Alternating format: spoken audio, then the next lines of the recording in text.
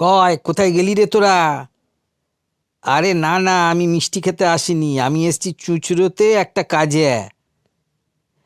এখানে এসে শুনলাম অপূর্ব সব মিষ্টি। আমি সাধারণত এই ভাষায় কথা বলি না। হরেক রকমের সন্দেশ, রসগোল্লা, চমচম, রসমাধুরী। এইটা হচ্ছে চুঁচুড়ার ঘড়িঘর। এই ঘড়িঘর থেকে ডান দিকে খানিকটা গেলেই আপনি বাবা পঞ্চাননের মিষ্টির দোকানটি পেয়ে যাবেন। চুঁচুড়ায় এসছি বাবা পঞ্চানন সুইটে, যেখানকার মিষ্টি অত্যন্ত ভালো। আপনারা কেউ যদি চুঁচুড়োয় কখনো আসেন, এখানকার মিষ্টি খেয়ে দেখতে পারেন, দারুণ। আমি তো কিনলাম রসমাধুরী আর বেকড সন্দেশ আর তাল শাঁস। চলুন একবার দেখি কি কি মিষ্টি আছে। আর আমি খুব মিষ্টি খেতে ভালোবাসি, তো চুঁচুড়োয় এসছিলাম, দেখি একবার। এটা আমার প্রমোশনাল ভিডিও নয়।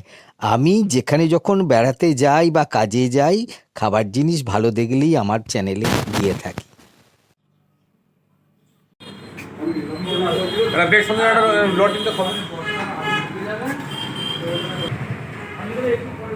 এই তাল শাঁসটা নিলাম, তাদের বেক সন্দেশটাও অসাধারণ।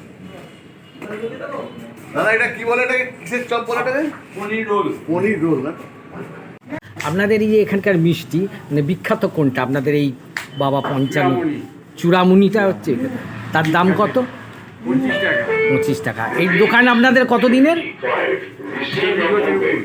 আচ্ছা, 40 বছরের ওপরে এটা।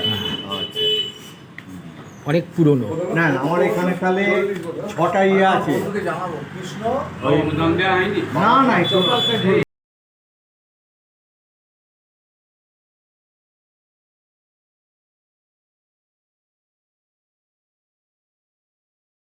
দেখুন এখানে কিভাবে জলভরা সন্দেশ বানানো হচ্ছে।